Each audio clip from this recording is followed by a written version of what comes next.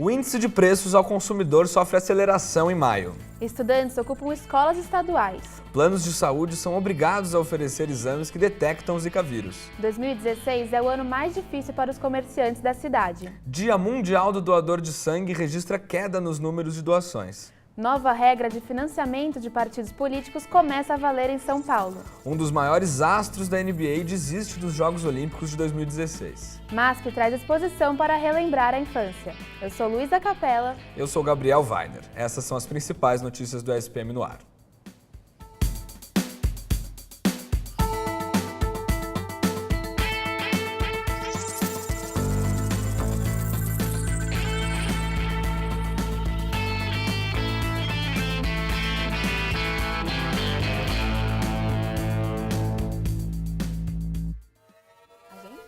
Bom dia! Hoje vamos ter uma novidade no programa.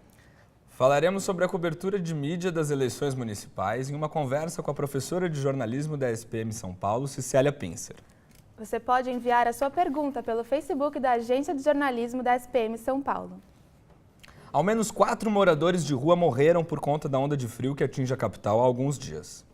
Segundo o padre Júlio Lancelotti, da Pastoral do Povo de Rua, mais 2 corpos foram achados na região de Santana, zona norte da cidade. Um deles é de um homem e outro de uma mulher, e ambos foram encontrados pela polícia e encaminhados para o IML. O padre Lancelotti lembra que não existe exame que consiga detectar morte por frio. Por isso, o diagnóstico é de insuficiência respiratória aguda. Às 7 horas da manhã de hoje, houve uma falha na linha 7 Rubi da Companhia Paulista de Trens Metropolitanos e está causando problemas para os passageiros. De acordo com a companhia, a falha aconteceu nos trilhos perto da estação Jaraguá, no sentido Luz. O transtorno deslocou 400 mil passageiros diários na linha para os outros transportes públicos e muitas delas desceram os trilhos e caminharam até a estação após o do Jaraguá. A CPTM não soube as causas da falha, mas alega que já haviam solicitado a nova composição para a estação Jaraguá. A linha segue com velocidade reduzida e com maiores intervalos nas estações. Vamos falar de trânsito agora para ver como está a cidade nesse momento. Charles Campos, que está de olho em tudo, conta pra gente. Bom dia, Charles. Bom dia para você. Bom dia para você de casa também. Vamos dar uma olhada agora como está a situação do trânsito na cidade de São Paulo. Essa aqui, vamos congelar aqui pra gente, por favor, é a M Boemirim, na zona sul de São Paulo. Quem está vindo para cá na pista da esquerda está vindo sentido centro. Sentido bairro, tranquilo. Próxima câmera, por gentileza. Para aqui, por favor. Essa aqui é a região do Sacomã. Também trânsito tranquilo. Pode passar, por favor. Aqui a Anhanhamelo, também trânsito aparentemente correndo aí, né? São 50 km por hora. Para aqui, por favor. Marginal do Rio Pinheiros. Aqui, sentido Ayrton Senna. E do outro lado, sentido Castelo Branco. Próxima. Aqui a Ponte da Água Estaiada, né? O pessoal aí desenvolvendo a velocidade de 50 km por hora. Trânsito também tranquilo nessa hora do almoço. Avenida Paulista agora. Aqui agora a Ponte da Casa Verde. Trânsito normal dentro do horário, está tudo fluindo, tudo certo aqui, Ponte da Casa Verde. Agora vamos ver aqui a última câmera nossa, é aqui na região do Sacomã. Também sentido São Mateus ali, todo mundo ali, trânsito fluindo, todo mundo indo bem aí para essa região. Agora vamos ver aqui um geralzão aqui que eu preparei para vocês sobre como está o trânsito agora nas principais regiões, norte, oeste e centro. Olha só, na região sul, os corredores têm 11 quilômetros de lentidão, então é um péssimo caminho para você. Já na região oeste é a que tem menos lentidão durante o seu percurso aí. Então vale a pena ir pela região oeste ou você deixar para ir mais tarde depois do nosso jornal aqui. Agora, informações do metrô, tem como a gente colocar aqui na tela? Não tem? Vamos então ver agora a situação das linhas, né? Durante a manhã aí teve uma falha na estação da linha vermelha no metrô Sacomã, mas agora está tudo seguindo certo, todas as linhas em operação normal. É isso aí, Weiner e Luísa, tudo correndo na cidade, tudo certo. Obrigado, Charles. Muito obrigada pelas informações, Charles. E Uber começa a operar nesta segunda-feira no céu de São Paulo. Agora o usuário poderá pedir um helicóptero pelo aplicativo de carona. Depois de preencher um cadastro com informações como CPF, celular e peso, o algoritmo da plataforma calcula então o L ponto mais perto do passageiro e envia um Uber Black para buscá-lo. Até agora, há 9 L pontos cadastrados, entre eles o Hotel Blue Tree na Faria Lima, o Hotel Transamérica na Marginal Pinheiros, o Campo Marte e os aeroportos de Guarulhos, Congonhas e Viracopos. Os voos só podem ser feitos entre esses locais e, assim que o pedido é confirmado, uma mensagem de texto é enviada com informações sobre o voo. O serviço ficará disponível das 7 às 20 horas, todos os dias. Mas vale lembrar que o projeto ainda é piloto e deve durar até 15 de julho. E hoje é o Dia Mundial do Doador de Sangue. A nossa repórter Isabela Mônaco está em frente ao Hemocentro da Avenida Brigadeiro Luiz Antônio para falar sobre o assunto. Olá, Isabela. Olá, Luísa, é isso mesmo. Hoje é comemorado o Dia Mundial do Doador de Sangue e esse dia tem a intenção de homenagear e agradecer todos os doadores e também conscientizar as pessoas como esse ato é muito importante. De acordo com o Ministério da Saúde, os dados sobre as doações de sangue caíram muito. Entre junho de 2015 e junho de 2016, as pessoas doaram apenas 2%. E esse é um índice muito ruim, porque o índice deveria chegar de 4% a 5%. E por isso é importante tirar um tempinho do seu dia e doar e ajudar quem está precisando. Isabela Mônaco para a SPM no ar. Depois do mês de abril menos chuvoso da história, o Sistema Cantareira recebeu, em junho, mais água do que todo o verão de 2014. O volume de chuvas do mês foi 3 vezes maior do que o esperado pelos meteorologistas. Em 2014, durante o verão, o sistema recebeu apenas 117 bilhões de litros, sendo que a média do período é de 541 bilhões. Nos 13 primeiros dias de junho, o Cantareira já recebeu mais de 120 bilhões de litros, 32% acima do esperado. O aumento da quantidade de chuvas nesse mês se deu pelo fenômeno El Niño e aquecimento das águas superficiais do Oceano Pacífico. As escolas estaduais seguem ocupadas por estudantes. A equipe de reportagem acompanhou um dia na ocupação na Assembleia Legislativa de São Paulo. Veja mais um pouco na reportagem de Charles Campos. Agressão. Violência. E falta de diálogo. Por que vocês estão levando ele preso? Por que vocês estão levando ele preso? Esse é o retrato das manifestações dos estudantes secundaristas em São Paulo. E tudo começou quando a Secretaria de Educação do Estado de São Paulo anunciou em 25 de setembro de 2015 uma nova organização da rede de ensino. A ideia era dividir as escolas por série, ou seja, escolas de um segmento único, de 1º ao 5º ano, do 6º ano ao 9º ano, do 1º ano ao 3º ano do ensino médio. Desta forma, a previsão era de que 1.000 escolas das 5.108 fossem afetadas pela reorganização. 300 mil alunos seriam transferidos e 94 escolas fechadas. E por isso, os estudantes se organizam. Não sou ladrão, não vim pra escola pra sair de campo, não sou estudante. Eles protestam contra a precarização das escolas, os cortes na educação e a alimentação oferecida. E exigem a abertura de uma CPI para investigar os desvios na merenda escolar. Os estudantes não ocuparam somente escolas, ocuparam prédios públicos e um deles foi a Assembleia Legislativa de São Paulo.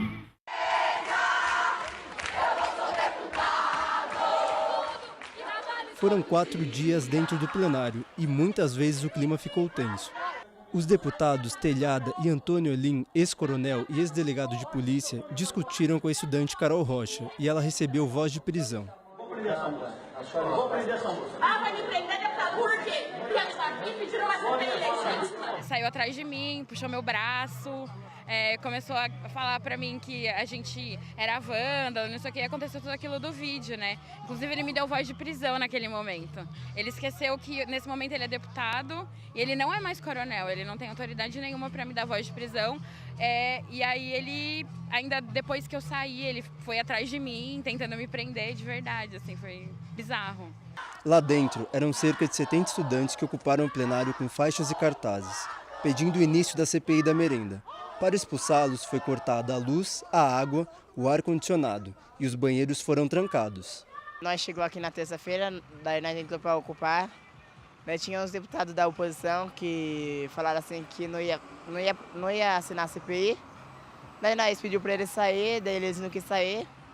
Aí nós começamos a puxar a palavra de ordem e eles saíram. Para mim que tem 24 anos, já não foi fácil passar por toda essa situação, todo esse dia. A gente fica fisicamente e psicologicamente abalado. Mas a gente está aí na resistência, sem saber a que momento a polícia pode entrar lá dentro, se vai ser pacífico, se não vai ser, se alguém vai sair machucado. Enquanto isso, do lado de fora, os estudantes e deputados se organizavam.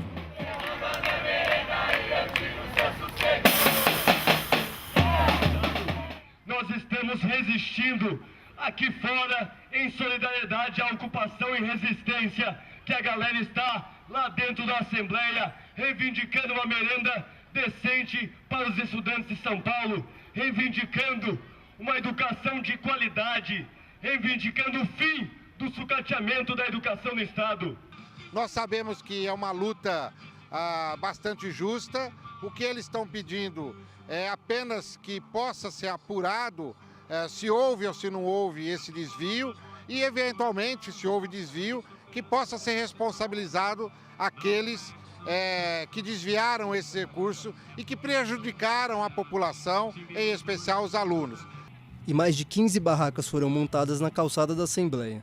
Cerca de 50 estudantes fizeram vigília dia e noite. A gente tem bolacha, tem bastante pão, tem macarrão, leite, ali tem uns sucos, né? Uns doces que trouxeram, arroz, papel higiênico e coisas de higiene pessoal. Mas não havia só estudantes, pais participaram do movimento. Eu acredito no movimento e acredito que a nossa luta vai fazer a diferença, porque nós não podemos aceitar que o poder público que nos representa rouba e tira os direitos que é nosso, que é conquistado por nós. 15 dias depois da ocupação ser retirada da Assembleia, a CPI foi aberta. O relatório final deve sair daqui 120 dias. Eu só saio daqui com uma CPI. Eu só saio daqui com uma CPI. Eu só saio daqui com uma CPI. A nossa reportagem entrou em contato com a Secretaria de Educação do Estado de São Paulo para comentar sobre as ocupações e a CPI da merenda, mas não obtivemos resposta. A aceleração da inflação percebida pelas famílias de baixa renda em maio foi ainda mais puxada pelo aumento das despesas relevantes para o orçamento. A Fundação Getúlio Vargas informou que o índice de preços ao consumidor classe 1 sofreu aceleração em maio, mês em que o preço do cigarro, por exemplo, saltou o equivalente a 8,6%. O aumento foi causado tanto por elevação de impostos quanto por causa de reajustes nas tabelas de algumas marcas. Outra despesa que ficou mais cara foi a conta de luz. Em maio, a tarifa teve um aumento de 3,26%, decorrente de alguns reajustes nas áreas das distribuidoras. Além dessas despesas, o item gêneros alimentícios, que capta o preço dos alimentos no supermercado, acumula uma alta elevada em 12 meses. Ou seja, na hora de realizar as compras, o consumidor vai continuar achando caro. Enquanto os estoques de veículos novos lotam os pátios das montadoras, os usuários voltam a seduzir os compradores. O que vamos ver agora no Skype com a nossa repórter Mariana Kaffer. Bom dia, Mariana. Bom dia, Luiz. É isso mesmo. Na economia como está, as pessoas estão preferindo comprar carros seminovos. Segundo dados da FENALTO, a Federação Nacional de Veículos Automotivos, a venda de carros usados aumentou 9,4% no primeiro trimestre de 2016, comparado com o mesmo período do ano passado. Isso está acontecendo, essa reação do mercado de seminovos está acontecendo porque foi retirado o IPI reduzido e porque novos itens de série foram adicionados aos carros novos, como o freio ABS e os airbags, que encarecem o preço do carro novo. Então, na hora de realizar a compra, os consumidores estão preferindo os carros usados, não só por causa do preço, mas também porque as fábricas, como estavam dando garantias estendidas, agora os carros usados continuam na garantia, outra vantagem para o consumidor. Mariana Kaffer para a SPM no ar. Obrigado, Mariana. O BNDES aumentou em quase 50% o volume de recursos para obras de metrô, trens e VLTs no Brasil em 2015. Apesar da quantia investida, não foi construído 1 quilômetro sequer de vias específicas para esse tipo de transporte. Os números divulgados pela Associação Nacional de Transportadores sobre trilhos apontam recordes de desembolsos para o setor do Banco Nacional do Desenvolvimento. O BNDES é praticamente a única instituição a financiar esse tipo de obra no país, com 7,6 bilhões de reais investidos em obras em São Paulo, Rio de Janeiro e Bahia. Como são reformas complexas que podem se alongar por anos, os projetos recebem dinheiro do ano passado, só começam a ficar prontos agora em 2016. Mesmo com nenhum quilômetro acrescido à malha em 2015, a expectativa para este ano é de um crescimento de 5%. E você, já enviou sua pergunta para a entrevista que teremos no próximo bloco sobre a cobertura política da imprensa? Participe do bate-papo com a professora de jornalismo da SPM São Paulo, Cicélia Pincer, pelo Facebook da Agência de Jornalismo da SPM-SP. O Ministério do Trabalho mudou as regras para a entrada de período do seguro-desemprego. Os recursos negados agora serão reanalisados por pedidos do trabalhador, sem que este precise se cadastrar novamente. O objetivo é agilizar o prazo de resposta para a concessão do benefício. Essas medidas devem começar a valer a partir da próxima semana. As regras também mudam para quem tem o CNPJ ativo ou se o autor do pedido for sócio da empresa cadastrada no CNISPJ, Cadastro Nacional de Informação do Servidor de Pessoa Jurídica. As novas regras também criam critérios para o trabalhador que era administrador, mas não sócio da empresa, alegando que mesmo sem informar a Receita, a empresa teve falência decretada. Segundo o governo, se isso for aprovado, o recurso será aceito. Este ano não está sendo fácil para o comércio. As vendas do varejo abriram 2016 com queda de 1,5% e o número de lojas fechadas em relação ao ano passado supera 10%. A reportagem é de Gabriel Weiner. Nunca tantas portas foram fechadas. O comércio enfrenta sua pior crise nos últimos 14 anos. 2015 registrou o pior desempenho econômico em 8 meses seguidos e há piora prevista para este ano. Segundo os dados da Confederação Nacional do Comércio, o país já perdeu 13% do número de lojas do ano passado, o que corresponde a quase 100 mil empresas. Quem não fechou, como Renata, trocou fornecedores e reduziu a jornada de trabalho. Nós fizemos um estudo com os fornecedores, percebemos que os produtos subiram muito, então nós fizemos uma troca, mudamos uns planejamentos, fizemos umas pesquisas também dos horários que nós mais vendíamos, à noite, de manhã, para tentar reduzir esses gastos com horários abertos que não eram necessários. Aqui na Praça Vila Boim, em Higienópolis, um dos bairros mais nobres da capital, cerca de 20% dos estabelecimentos comerciais estão para alugar. Mas não foram só os empresários que sentiram os impactos da crise econômica. O cidadão comum também teve de se adaptar a esse novo momento. Mudei meu padrão do supermercado, era misturas que eu comprava, agora eu compro em quantidades menores, entendeu? Às vezes dava uma festa com churrasco, hoje não faço mais isso. Alguns hábitos mudaram, mas o principal foi ser mais crítico em relação ao valor do dinheiro, ou seja, você vai almoçar fora ou jantar ou fazer qualquer compra, até mesmo no supermercado, eu acho que aumentou muito os preços, realmente teve um aumento de preços para quem costuma ir e comprar legumes ou fazer compras em supermercados, percebeu que teve um aumento, então fica mais crítico. Tá bonita a fruta, o legume está legal, se tiver, ok, se não vou comprar aqui. E qual é a saída para a crise? Para este economista, um dos maiores especialistas em índices do país, a nova equipe econômica tem inspirado confiança. Isso vem acalmando o mercado e as expectativas no mercado interno e no mercado internacional. E há uma série de medidas em andamento que começam a surtir efeito a partir da sua divulgação. Porque o agente econômico ele antecipa. Então, aquela empresa que ia despedir o funcionário, ela retém o funcionário com a perspectiva de uma melhora. E parece que a presidente afastada Dilma Rousseff não foi a única a cometer as pedaladas fiscais. Nossa colunista de economia, Beatriz Consolim, vai falar um pouco sobre essa prática também no governo de São Paulo. Bom dia, Beatriz. Bom dia, Weiner. É exatamente isso. Olha, para quem não sabe, governadores de 17 estados brasileiros também cometeram as pedaladas fiscais.